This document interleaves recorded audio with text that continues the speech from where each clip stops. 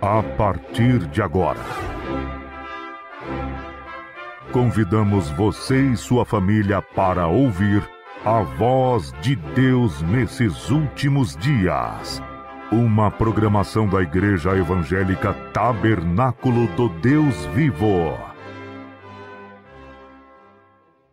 Neste momento, Deus, através desta emissora, leva até você mais um programa de fé, com mensagens, hinos e orações a seu favor.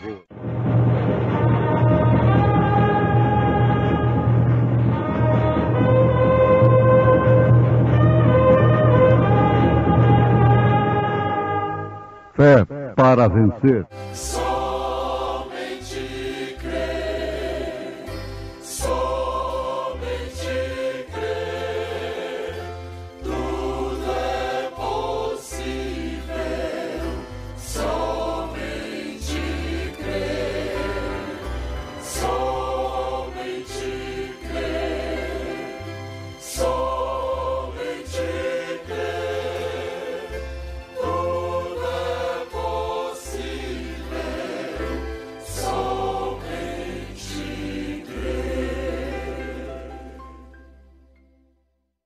Porquanto o Senhor vosso Deus vos prova, para saber se amais o Senhor vosso Deus com todo o vosso coração e com toda a vossa alma. Grandioso és tu.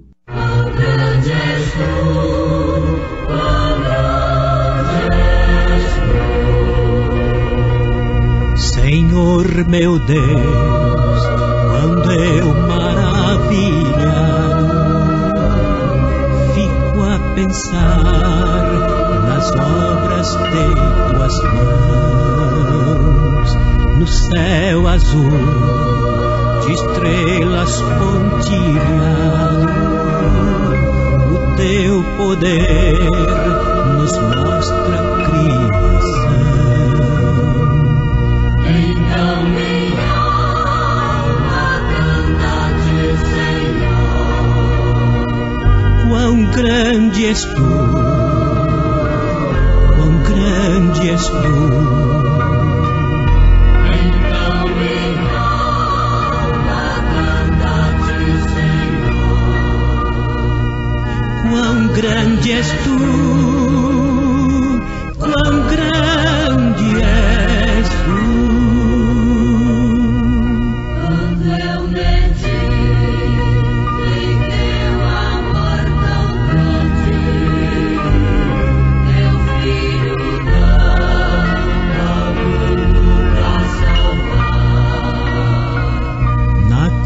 Vertendo seu precioso sangue, minha alma pôde assim purificar. E quando enfim eu for ao céu subindo, contemplarei a glória do Senhor.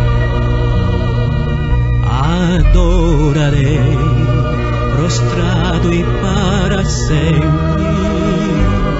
Quão grande és tu, Senhor, meu Deus, hei de cantar. Então minha alma canta-te, Senhor. Quão grande és tu, quão grande és tu. Então minha alma canta-te, Senhor. Quão grande és tu, quão grande és tu.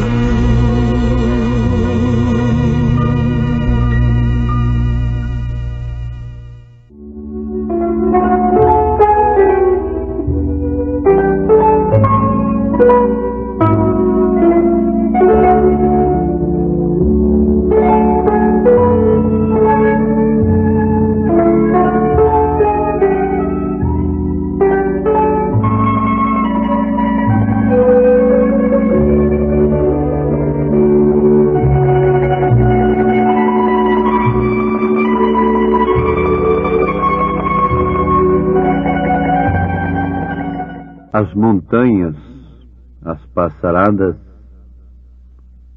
a beleza da natureza muitas vezes nos inspira e nos chama a atenção para o Criador de todas as coisas. E bom é que todo mundo pudesse meditar como salmista nos Salmos 19, disse: os céus manifestam a glória de Deus e o firmamento anuncia a obra das suas mãos. Um dia faz declaração ao outro dia, e uma noite mostra sabedoria à outra noite. A natureza é uma Bíblia aberta, e através dela todos os homens ficam inexcusáveis. Repetimos, bom é que todos nós pudéssemos dar tempo para a nossa alma cantar ao Senhor, rejubilar no Senhor, pelo que podemos contemplar na natureza, na beleza natural. Paulo disse: porque do céu se manifesta a ira de Deus sobre toda a impiedade e injustiça dos homens, que detêm a verdade em injustiça. Porquanto o que de Deus se pode conhecer, neles se manifesta, porque Deus lhe manifestou. Porque as suas coisas invisíveis, desde a criação do mundo, tanto o seu eterno poder como a sua divindade se entendem e claramente se veem pelas coisas que estão criadas, para que eles fiquem inexcusáveis. Sim, ouvintes amados,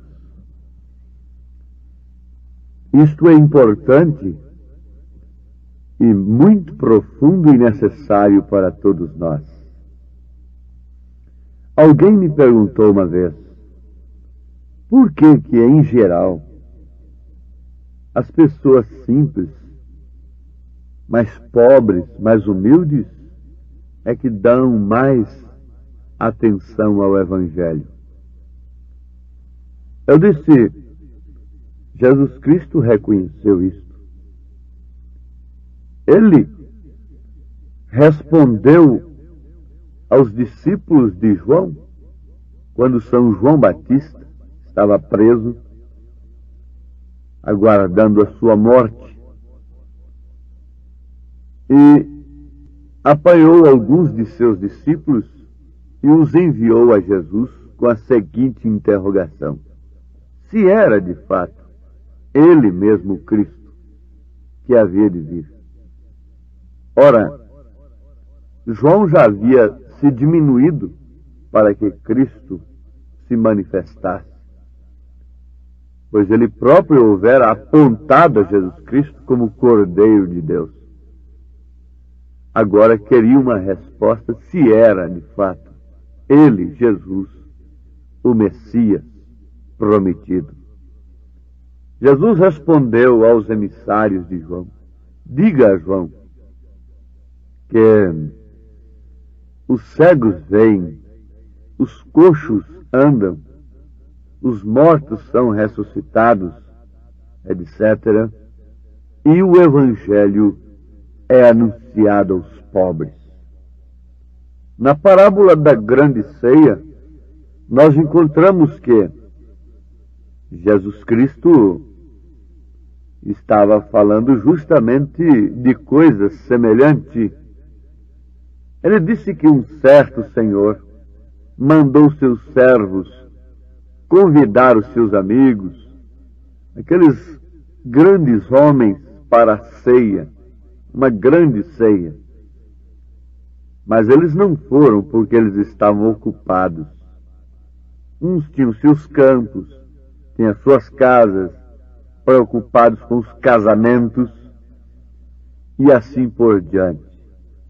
Nos faz lembrar de que onde está o seu tesouro, também está o seu coração. Quem disse isso foi o próprio Jesus Cristo. Então eles estavam ocupados com o tesouro terreno e não tinham tempo, naturalmente, para atenderem tal convite, para a ceia. Então Jesus disse que aquele senhor ficou aborrecido e revoltado, e então disse para os mesmos servos: vocês saiam pelos valados e me busquem os pobres, os mancos, os aleijados para a ceia. E o resultado é que a casa se encheu de pobres. Por quê? Porque eles tinham tempo para atenderem o convite.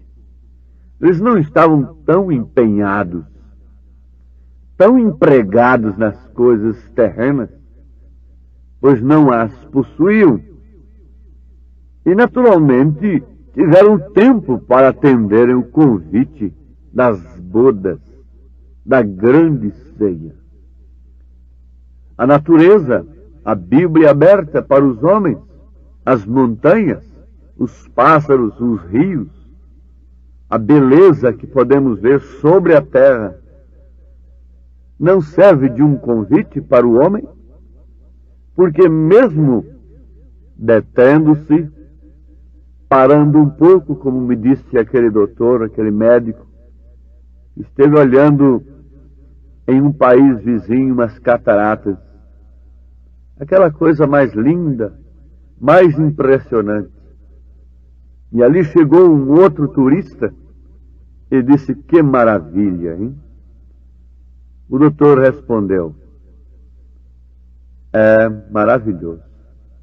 Mas existe uma coisa mais bela do que isso. O outro turista disse: o que é? Ele disse: a visão. Ele disse que aquele homem parou um pouquinho e começou a chorar. E disse: isto é verdade. A visão é mais importante, é mais bela do que tudo. Aquele doutor nosso, brasileiro, concluiu que aquele homem parece que tinha uma pessoa cega na sua família. Uma pessoa muito íntima, muito amada, que era cega e que não podia ver aquelas maravilhas. Eu disse: sim, doutor, isto é verdade. Isto se compara também com o reino de Deus.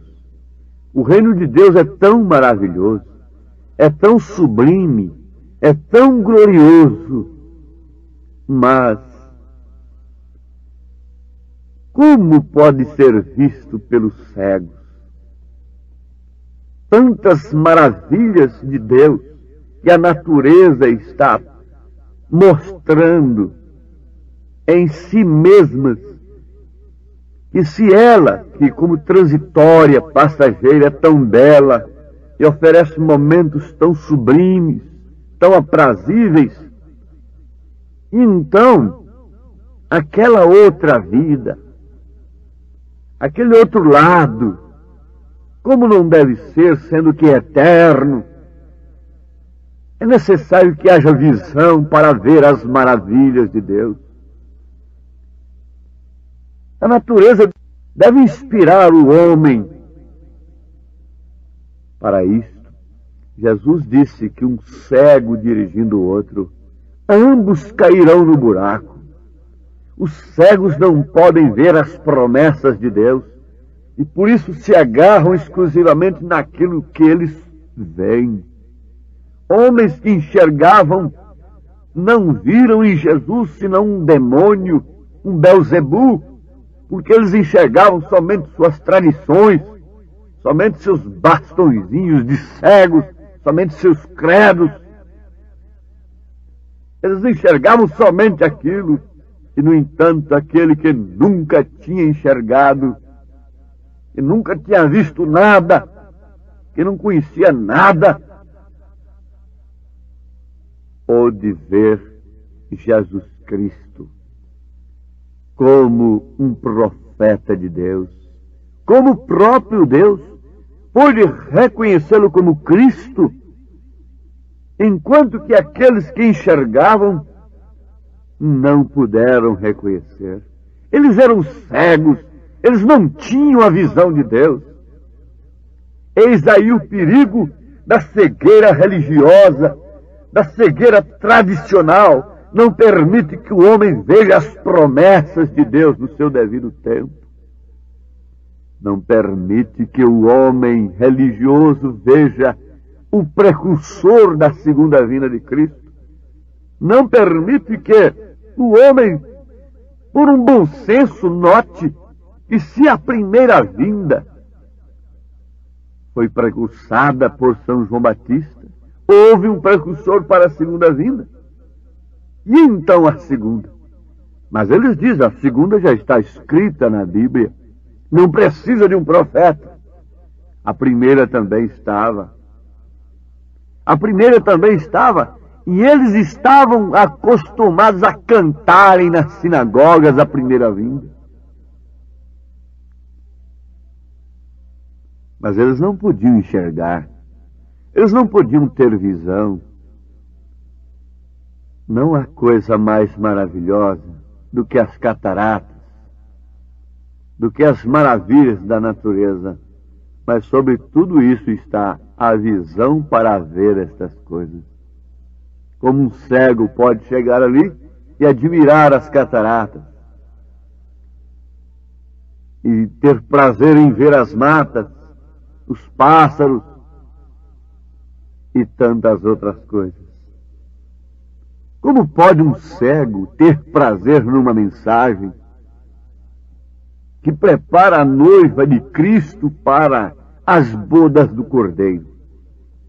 Um cego espiritualmente, cegado pelos seus credos, pelos seus dogmas. Somente o amor de Deus pode saltar estas muralhas. Porquanto o Senhor vosso Deus vos prova, para saber se amais o Senhor vosso Deus com todo o vosso coração e com toda a vossa alma. Deuteronômio, capítulo 13, versículo 3. A visão das coisas eternas promove renúncia das coisas terrenas.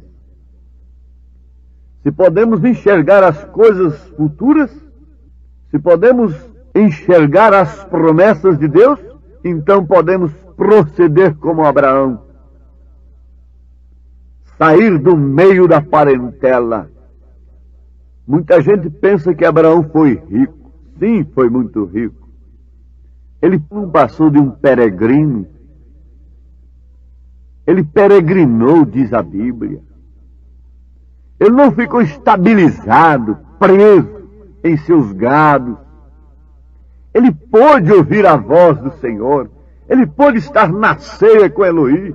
Ele pôde comer o novilho cevado com Eloí. Ele teve tempo para tomar a ceia com Melquisedeque, justamente no lugar da cidade que ele procurava. Era um peregrino.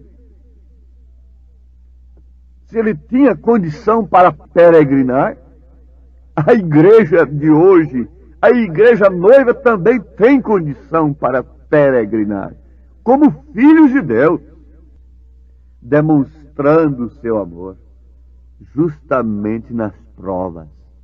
É a visão das coisas futuras, das coisas além destas coisas terrenas, que nos leva a suportar as provas que Deus permite que venham sobre nós.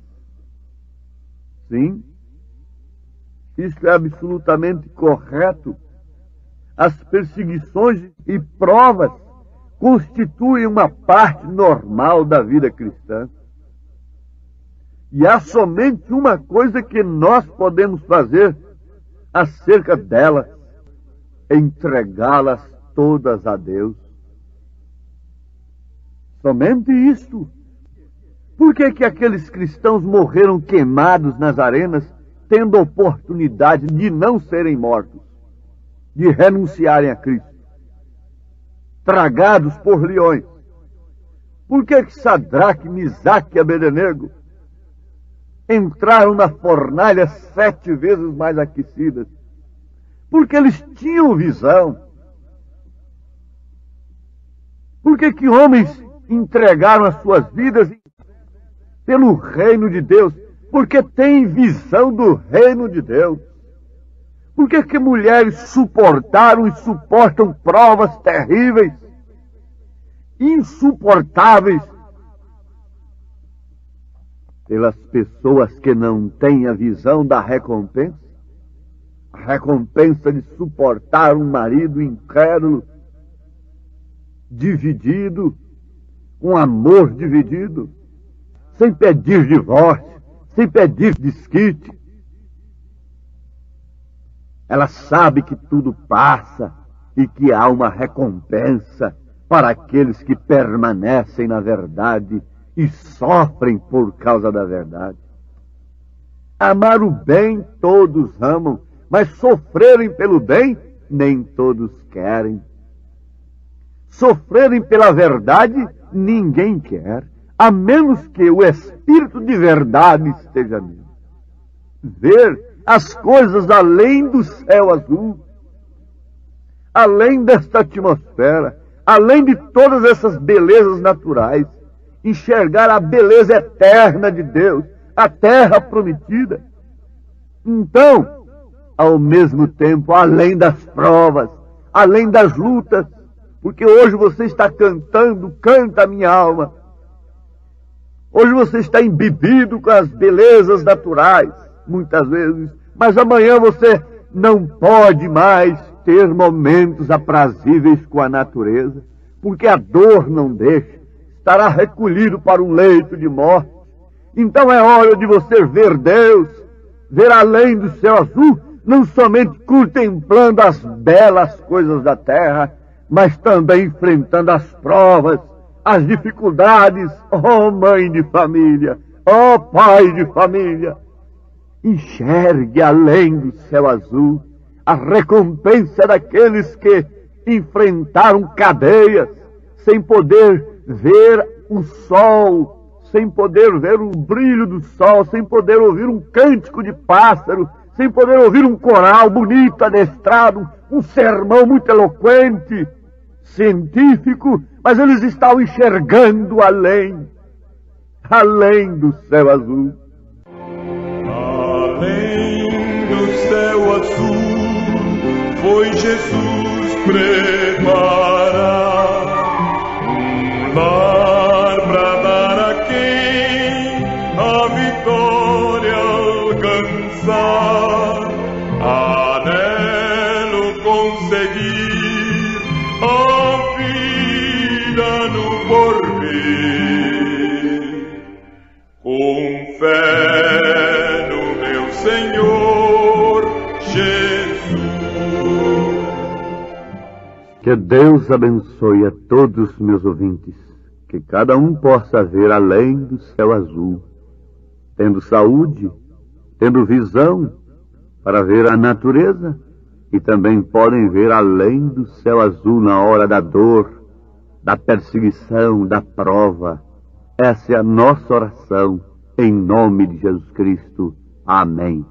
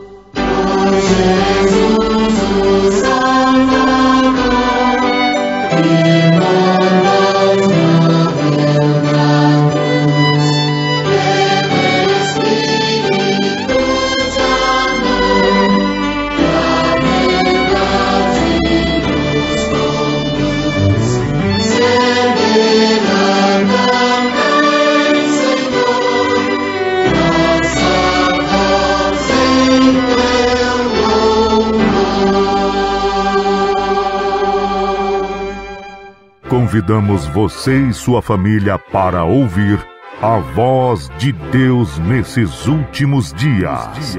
Uma programação da Igreja Evangélica Tabernáculo do Deus Vivo.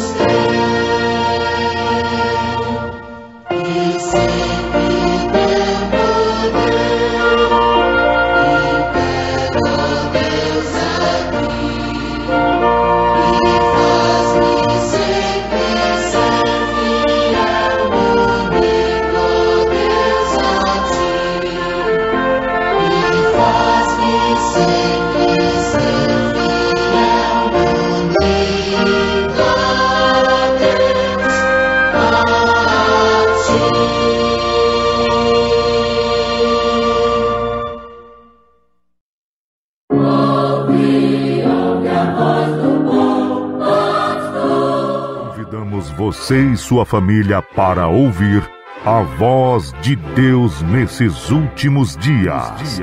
Uma programação da Igreja Evangélica Tabernáculo do Deus Vivo.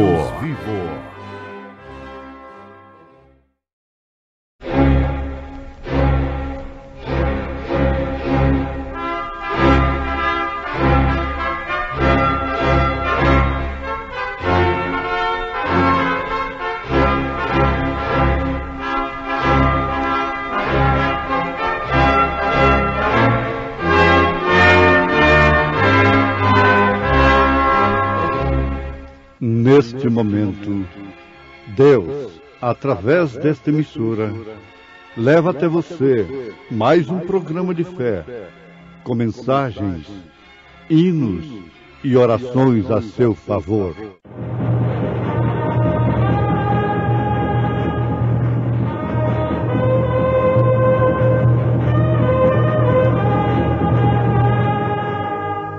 Fé para vencer.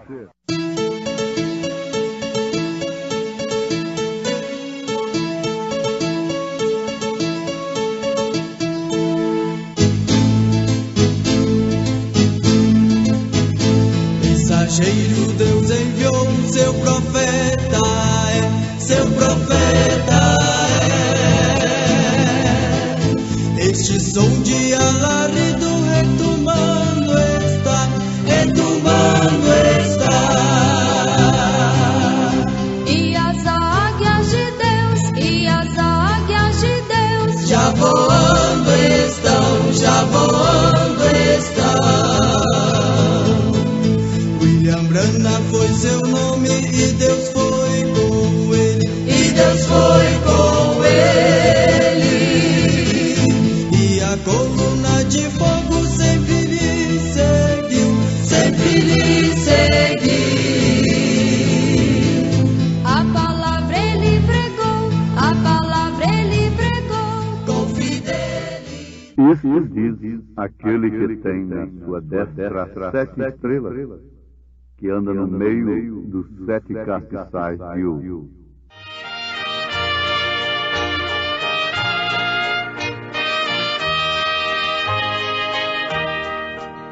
Olharei para os montes celestes, quem virá para me socorrer? Quem nos guarda é o Senhor, o seu nome, que nos livra de todo sofrer. Meu socorro vem do Senhor, que fez o céu, a terra e o mar. Meu socorro vem do Senhor, que fez o céu, a terra e o mar.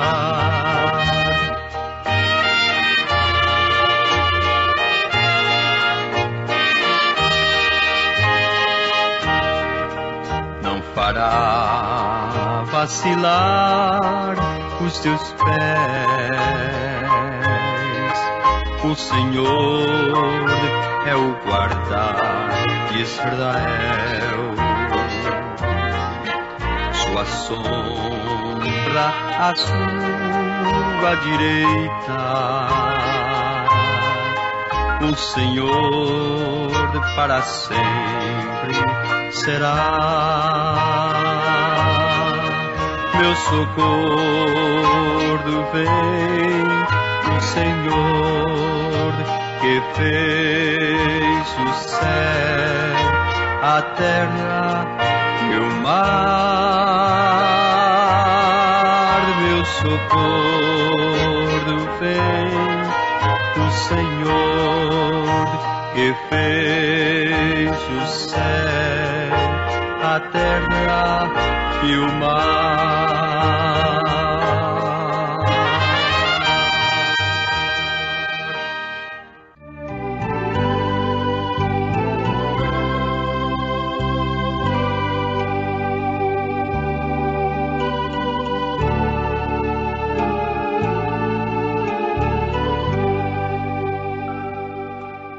Isto diz aquele que tem na sua destra as 7 estrelas, que anda no meio dos 7 castiçais de ouro.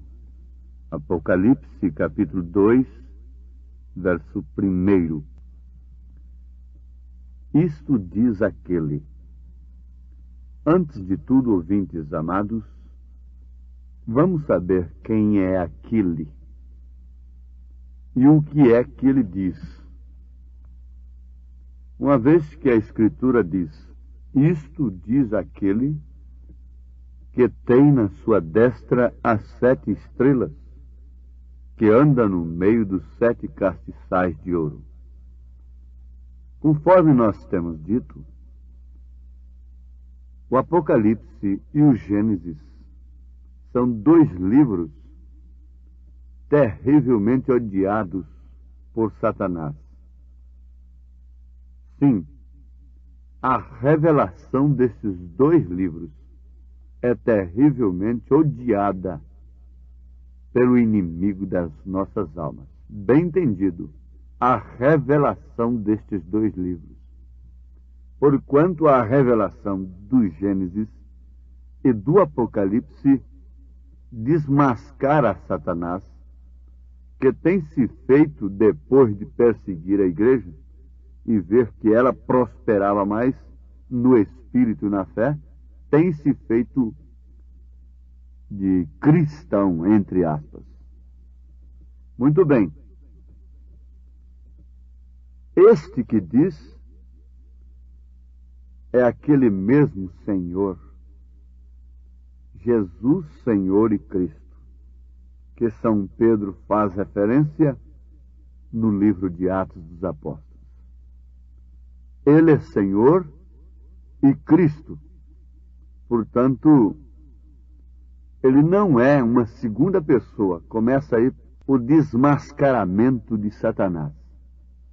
Porque Jesus é Senhor e Cristo. Senhor é Pai. Cristo é o Espírito Santo ungindo um corpo, o Filho. E Pedro disse que esse Jesus é Senhor e Cristo.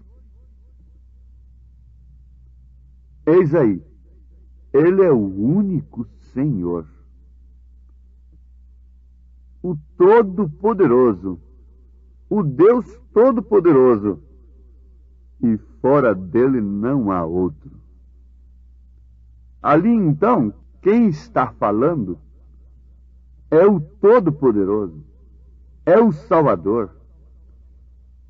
Jonas, capítulo 2, versículo 9, diz que ao Senhor pertence a salvação.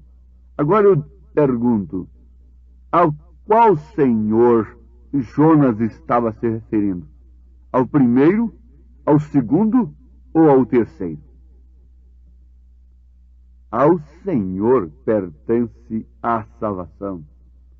Andando em meio das igrejas, através das 7 eras, 7 períodos da igreja. Se você ler Apocalipse capítulo 1, versículo 11, você vai encontrar na Ásia, Éfeso, Esmirna, Pérgamo, Tiatira, Sardo, Filadélfia e Laodiceia. Em cada cidade desta havia uma igreja a quem Deus, este Senhor, estava se dirigindo. Agora, exclusivamente a elas? Não. Elas prefiguravam os 7 períodos da igreja de Jesus Cristo na terra. Parêntese que Deus abriu para tratar com os gentios na última semana das 70 semanas de Daniel. Partiu a semana no meio com o sacrifício e abriu um parêntese. Dentro desse parêntese, há 7 períodos. Éfeso, Esmirna, Pérgamo, Tiatira, Sardo e Filadélfia e Laodiceia. E por crermos no revelador do Apocalipse, por crermos no profeta que Deus enviou, nós sabemos inclusive o nome de cada mensageiro das 7 eras, respectivamente. O primeiro foi Paulo, o segundo foi Irineu, em Esmirna, o terceiro em Pérgamo foi São Martim, o quarto Tiatira foi Columba, o quinto foi Martim Lutero na era de Sardes, o sexto foi João Wesley na era de Filadélfia e na era de Laodiceia. Na era de Laodiceia vem um mensageiro que tira o povo para fora dos sistemas organizacionais, porque em Apocalipse capítulo 3, versículo 14 em diante, se refere justamente à era em que estamos vivendo. E no versículo 20 está escrito: eis que estou à porta e bato. Se alguém ouvir a minha voz e abrir a porta, entrarei em sua casa, e com ele cearei, e ele comigo. Muita gente pensa que isso é estritamente ao indivíduo. Não, isto é a era em que estamos vivendo. Ele está na porta, batendo pelo lado de fora, chamando para fora dos sistemas, para então sermos recolhidos para o seu celeiro, para o seu reino, para as bodas do Cordeiro. Então vamos constatar de início que este que está com as 7 estrelas nas mãos, passeando entre os 7 castiçais de ouro, é o único Deus Todo-Poderoso. É o Senhor Jesus Cristo. O Senhor que é o mesmo ontem, hoje e para sempre. Ele que fez uma vez e ainda está fazendo e continuará fazendo o quê? Aquela obra redentora de resgatar, de salvar, de santificar, de dar o novo nascimento e, mais do que isso, ungir esse nascimento com o Espírito Santo. Ele próprio vindo habitar na sua igreja, morando dentro dela, E isto é o que nos interessa saber. O que ele diz é que ele conhece todos os passos de sua igreja aqui na terra. Agora você se dará conta de que Jesus anda sozinho. Note isso, não acompanhado. Mas ele anda sozinho em meio de suas igrejas. Não há mais ninguém com ele, nem tampouco pode havê-lo, porque foi ele somente quem operou sua salvação. E havendo-a comprado com o seu próprio sangue, ele a possui. A igreja e Cristo é como a esposa e o esposo. E só ele tem direito nela. Só ele é senhor dela. Somente Abraão era senhor de Sara. E como Sara chamava Abraão de senhor, também a igreja tem somente um marido, tem somente uma pessoa que lhe domina, não três. Mas a igreja que tem três é uma adúltera. A igreja que tem mais de um é como a mulher que tem mais de um marido, mais de uma cabeça, mais de um dominador. Se a igreja é a esposa e Cristo é o esposo, ela tem que crer exclusivamente e estar sob o domínio exclusivo de um. Esse é ele, Jesus Cristo, no qual habita corporalmente toda a plenitude da divindade. Jesus Cristo, o qual é Senhor e Cristo, o qual é Pai, é Filho, é Espírito Santo manifestado aos homens.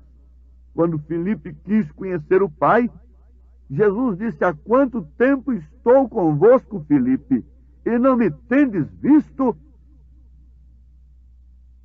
Quem vê a mim, vê o Pai. Então ele é Senhor e mestre de sua esposa.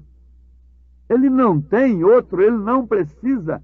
Ela não tem outro, ela não precisa de outro Senhor e nem tampouco de outro mestre.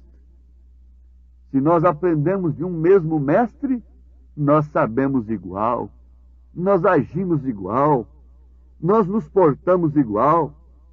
Se nós descobrimos uma lei e aprendemos aquela lei, não podemos obter resultados diferentes.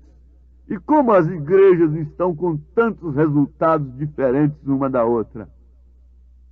É sinal que não estão regidas pelo mesmo Mestre Senhor, pelo mesmo Senhor e Cristo, pelo mesmo Espírito Santo.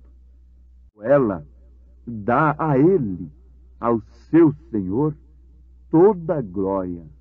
Como a esposa dá toda a glória e toda a honra. A preparação, a apresentação de uma mulher casada não pode ser para agradar a outros homens, a não ser a seu marido. Nenhuma mulher deve desejar ser bela para outro homem, mas exclusivamente para o seu esposo.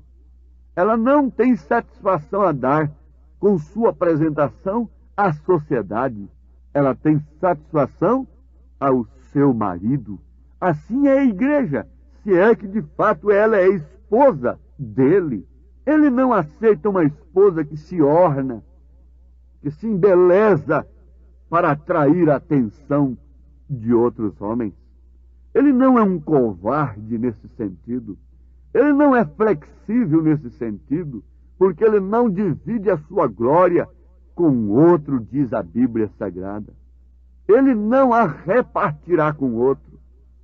Você não pode repartir a honra que sua esposa lhe deve com outro homem, de maneira alguma. Assim é Cristo e sua igreja. Com ele não há nenhum papa, não existe nenhum arcebispo, não existe Maria, mãe de seu corpo terrestre. Não existe nada com ele. Não há nenhum outro grande pastor, grande líder pentecostal, grande líder protestante, aquele gênio, aquele grande pregador. Com ele não há nenhum profeta, nenhuma outra coisa. Mas é ele, exclusivamente ele e ela. Isto é certo. Isto não é um ataque a quem quer que seja. Isto é reconhecermos a verdade juntos. E quem ama a verdade a estas alturas dos acontecimentos? Se a verdade te fere, se a verdade te machuca, se a verdade te destrói, se a verdade te irrita, te revolta, o que estaria acontecendo com o seu espírito? Uma igreja cuja verdade faz com que ela se levanta contra a palavra de Deus, contra os servos de Deus, é uma Herodias. Herodias ficou revoltada com João Batista, porque a verdade feriu seu pecado. Jezabel ficou revoltada com Elias. Por quê? Porque a verdade feriu seu pecado, a sua condição moral. Agora vamos constatar e ficarmos bem certos de que é ela e ele e ela. É como o marido e a esposa. Fora disto, há uma perversão. Agora, o corpo de Cristo não viu corrupção. Por isso não pôde ser aniquilado pela morte. O corpo de Cristo não pode ser de maneira alguma dominado pela corrupção de misturar, de tentar fazer aquilo que Belsazar fez com as taças do Deus vivo, com as taças de ouro que eram para ser servidas somente no serviço de Deus. E ele misturou aquelas coisas de Deus com a sua orgia, e o resultado é morte, é condenação. Agora, Cristo, ele não trata do caso de qualquer pessoa que venha arrependida a ele. Ele não diz assim, bom, eu vou consultar ao Pai, eu vou consultar ao Espírito Santo, nós vamos fazer uma reunião para estudar o seu caso. Jesus não faz isso. Ele é Senhor e Mestre.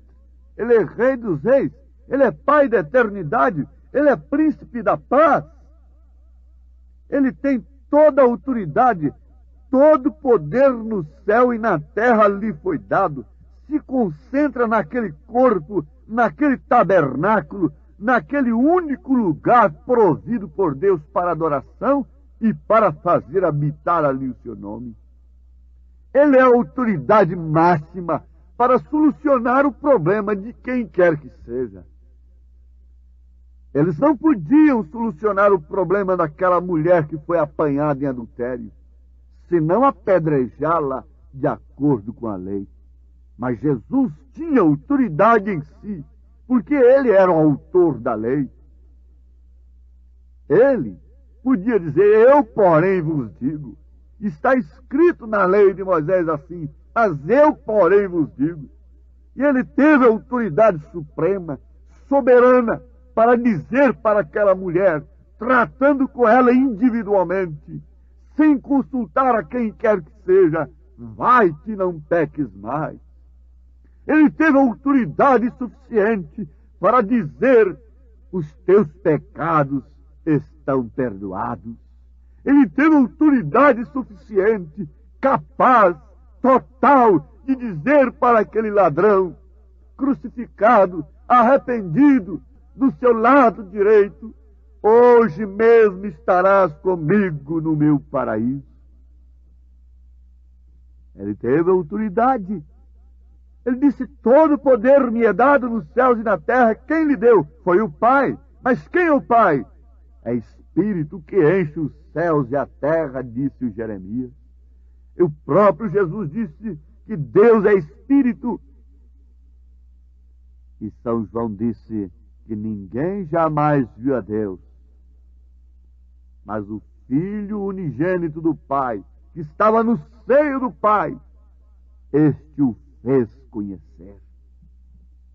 Este o fez conhecer. Isto está em São João, capítulo 1, verso 18. Quem conhece a Cristo, conhece o Pai. Este o fez conhecer. Se referindo ao Pai, porque Ele é Senhor e Cristo. Agora cabe nesse instante assinalarmos, marcarmos no nosso coração, deixar timbrado, selado, qual é o nosso Senhor e Mestre? Qual é o nosso Senhor e Rei? Quem nos tem em suas mãos, como ele tinha aquelas 7 estrelas, 7 anjos, 7 mensageiros? Paulo, Irineu, Martim, Columba, Martim Lutero, Wesley e Brana, que é Elias nesta era. São estrelas que ele, o Senhor Todo-Poderoso, tinha em suas mãos, andando entre os castiçais de ouro. E feliz foi aquele no passado que andou sob a luz da mensagem de Lutero, sob a luz da mensagem de Wesley, e feliz é aquele que nesta era anda sob a luz da 7ª estrela. Vimos sua estrela no Oriente e viemos adorá-lo. Ele é Senhor e Rei, ele é o Todo-Poderoso. Eu tenho valor que nunca sonhei, palácios, riquezas e glória eu bem sei, e belo e feliz o lar que eu ganhei. Eu sou de Jesus, eu sou filho do Rei. Senhor Deus, a maior convicção e melhor que pode se ter, que se pode alcançar nessa terra, é esta de sermos participantes do reino do Senhor. O nosso desejo é que todos os teus filhos, nesse instante, neste presente momento, estejam seguros de que são filhos do Rei e que são herdeiros do Rei e que pertencem ao reino dos céus. Em nome do teu Filho amado, sela este amor em nosso coração pela tua palavra. Amém, Senhor. Amém. Fomos mais uma vez abençoados com esta programação.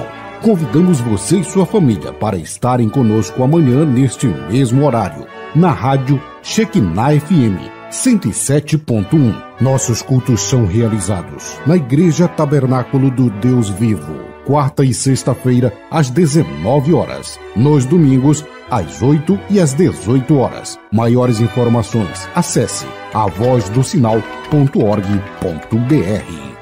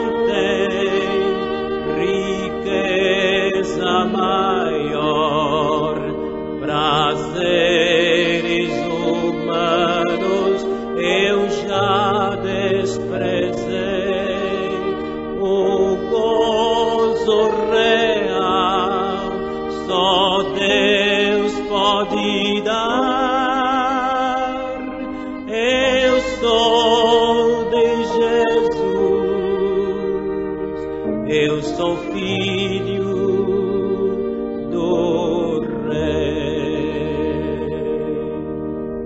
Vou morar lá no céu, então almejei. Eu sou muito rico. Sou filho do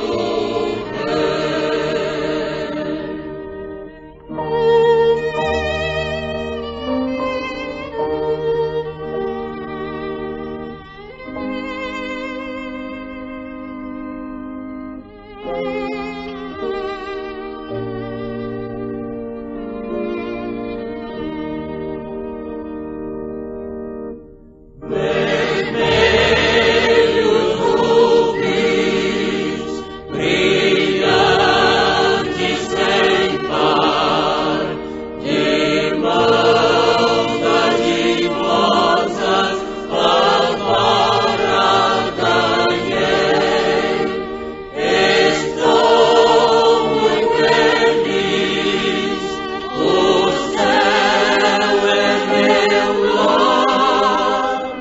Eu sou de Jesus, eu sou filho do Rei.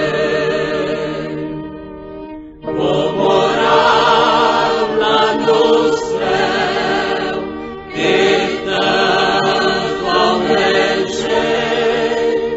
Eu sou muito rico.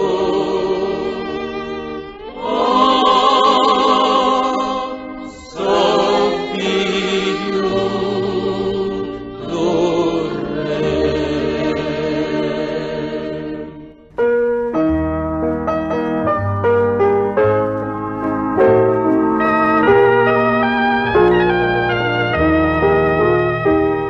Jesus, amoroso e fiel Salvador, tão maravilhoso pra mim. No abrigo da rocha me esconde ao calor e dá-me alegria sem fim. No abrigo da rocha me esconde ao calor, bem árida terra de sol. Oculta minha alma em seu plácido amor e cobre-me com sua mão. Sim, cobre-me com sua mão.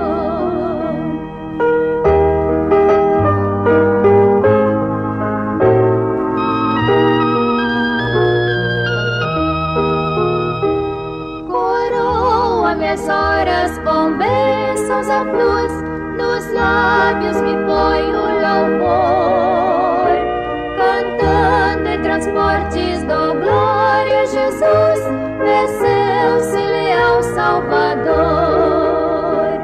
No abrigo da rocha me esconde ao calor, em árida terra de sol.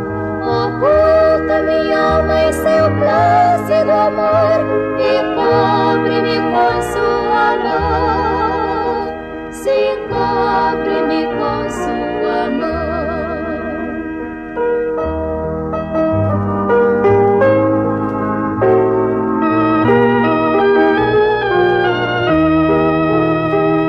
E ao fim, quando em glória eu feliz ressurgir e for meu Jesus abraçar, delícias perenes eu hei de provar.